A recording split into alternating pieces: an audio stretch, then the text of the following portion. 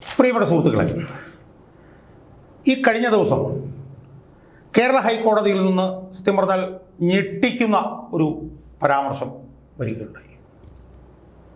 ഞാൻ സത്യം പറഞ്ഞാൽ ഞെട്ടിപ്പോയി. കാരണം കോടതി ഇത്ര തുറന്ന് ഒന്നും അങ്ങനെ സാധാരണ ചോദിക്കാറില്ല. രൂക്ഷമായിട്ടൊക്കെ പറയാറുണ്ട്, എന്നാലും ഇത്ര തുറന്ന് കോടതി ചോദിക്കാറില്ല. കോടതി എന്താ കഴിഞ്ഞ ദിവസം ചോദിച്ചത്? ഇതെന്താണ് ഇവിടെ നടക്കുന്നത്? എത്ര പരിതാപകരമാണ് ഇവിടുത്തെ അവസ്ഥ. എന്നിട്ട് കോടതി പറഞ്ഞു, ഇടതുപക്ഷ സർക്കാർ വരുമ്പോൾ അഴിമതിക്കാരെ നിയന്ത്രിക്കും എന്നാണ് സാധാരണഗതിയിൽ നമ്മൾ ചിന്തിക്കുക. എന്നാൽ ഇവിടെ ഇടതുപക്ഷ സർക്കാർ അഴിമതിക്കാരോടൊപ്പം. എത്ര പരിതാപകരമാണ് അവസ്ഥ എന്നാണ് കോടതി ചോദിച്ചത്. കോടതി എന്താ ചോദിച്ചത്? എന്തിനാണ് രണ്ട് വ്യക്തികളെ സർക്കാർ സംരക്ഷിക്കുന്നതെന്ന് കോടതി ചോദിച്ചു. ആരാണ് ഇതിനു പിന്നിൽ? എന്തിനാണ് ഇങ്ങനെയൊക്കെ ചെയ്യുന്നത്? ഇടത് സർക്കാർ അധികാരത്തിൽ കയറിയത് അഴിമതി നടത്തില്ലെന്ന് പറഞ്ഞാണ്. ഇത്തരക്കാരെ സംരക്ഷിക്കുന്ന സർക്കാരായി മാറിയെന്നാണ് മനസ്സിലാവുന്നത്. സത്യം പറഞ്ഞാൽ ഞെട്ടിപ്പോയി. സാധാരണഗതിയിൽ ഇതുപോലൊരു പരാമർശം കോടതിയിൽ നിന്ന് വന്നാൽ അതിന് പ്രതികരണങ്ങൾ രാഷ്ട്രീയ മേഖലയിൽ നിന്നുണ്ടാവാറുണ്ട്.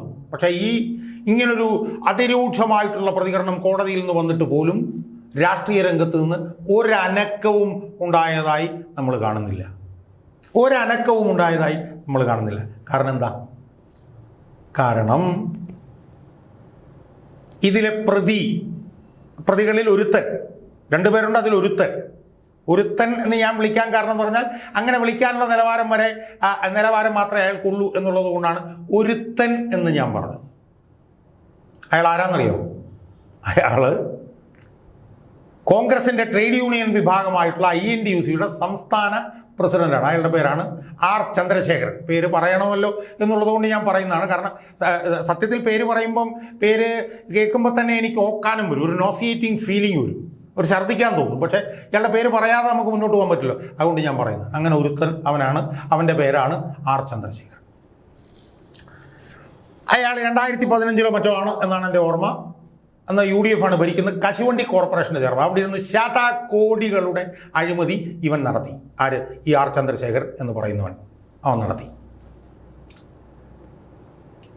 അതിനെക്കുറിച്ചിട്ട് അന്വേഷിക്കാൻ ഒരു ഏജൻസികളും, എല്ലാ ഏജൻസികളും അന്വേഷിച്ചു. അതിനെക്കുറിച്ചിട്ട് CAG ഉൾപ്പെടെയുള്ള അന്വേഷിച്ചു. അവസാനം CBI അന്വേഷണത്തിന് പോയി.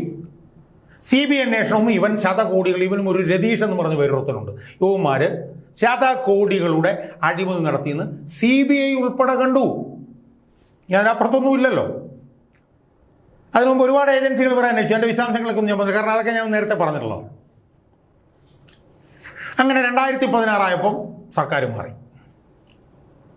സ്വാഭാവികമായും INTUCയുടെ സംസ്ഥാന പ്രസിഡന്റ് ഒരു അഴിമതി നടത്തിയ സാഹചര്യത്തിൽ LDF സർക്കാർ വരുമ്പോൾ അവനെ പൂട്ടണ്ടേ? അങ്ങനെയാണല്ലോ നമ്മൾ ഇതുവരെ കണ്ടിട്ടുള്ളത്. അങ്ങനെ അല്ലാത്തതൊക്കെ നമ്മൾ കണ്ടിട്ടുണ്ട്.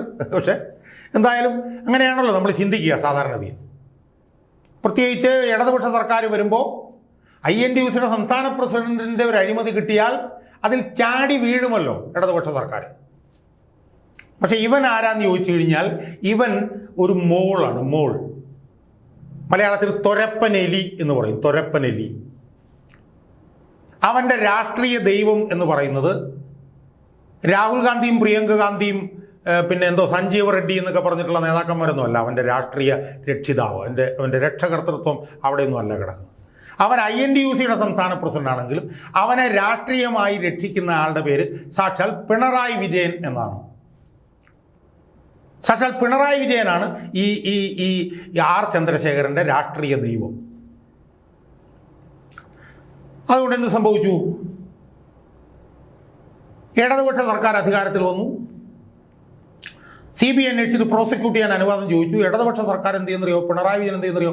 3 തവണ, 1 അല്ല 2 അല്ല 3 തവണ അവന് പ്രോസിക്യൂഷൻ സാങ്ഷൻ നിഷേധിച്ചു. അവന് പ്രോസിക്യൂഷൻ സാങ്ഷൻ കൊടുക്കാൻ കോടതി തന്നെ പറഞ്ഞിട്ടും സർക്കാർ പറഞ്ഞു പറ്റില്ല, ഞങ്ങൾ കൊടുക്കാൻ പറ്റില്ല. ഒന്ന് ആലോചിച്ച് നോക്കി, എത്ര ഗതികെട്ട ഒരവസ്ഥയാണ്. ഒരു കോൺഗ്രസ്സുകാരൻ INTUCയുടെ സംസ്ഥാന പ്രസിഡന്റ്,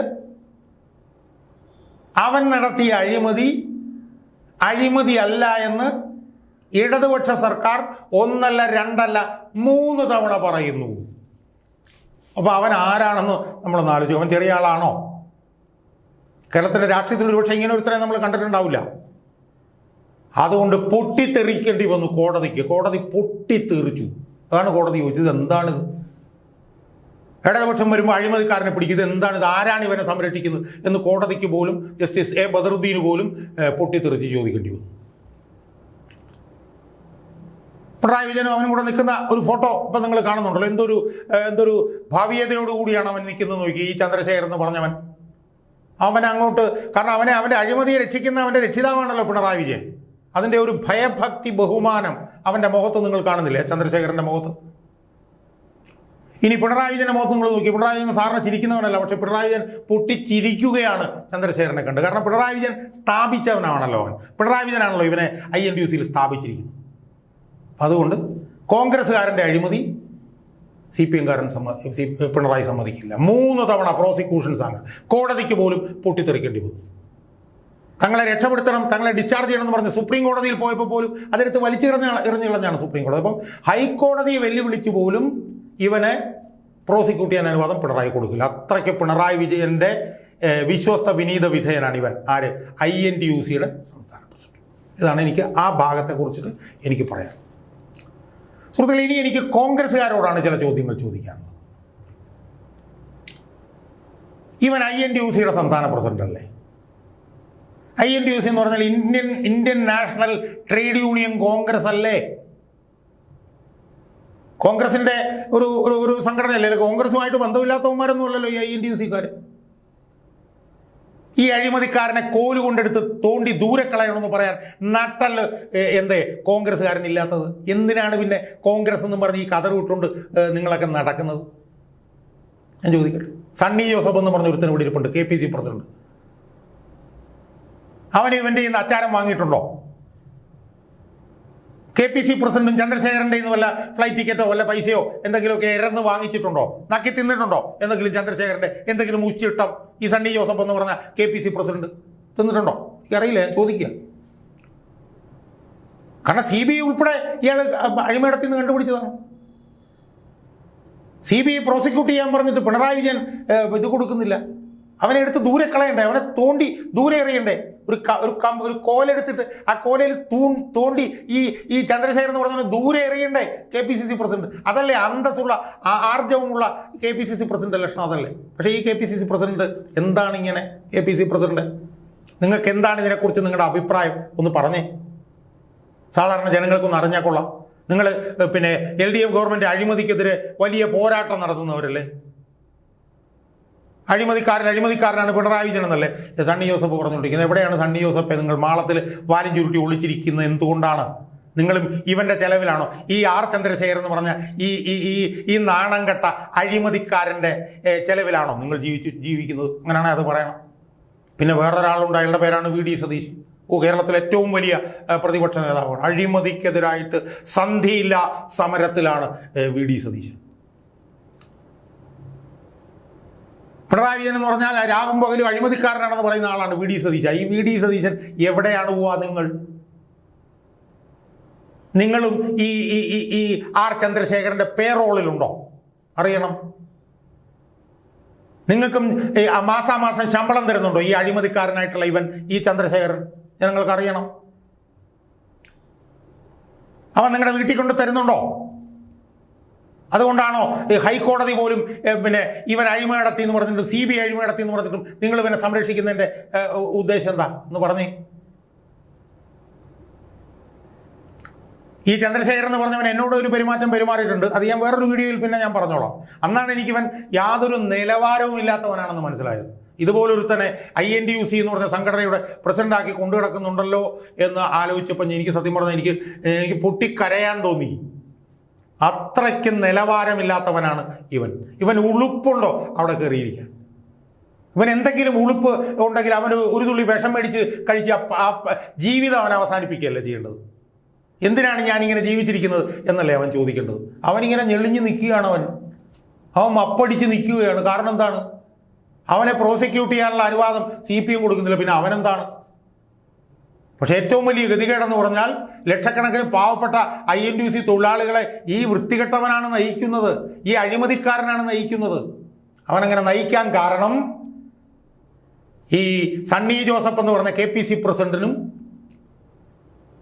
VD സതീശൻ എന്ന് പറഞ്ഞ KPC പ്രസിഡന്റിനും ഈ അഴിമതിക്കാരൻ്റെ മുമ്പിൽ ഞെളിഞ്ഞു നിൽക്കാനുള്ള നട്ടലില്ല, ആർജവമില്ല.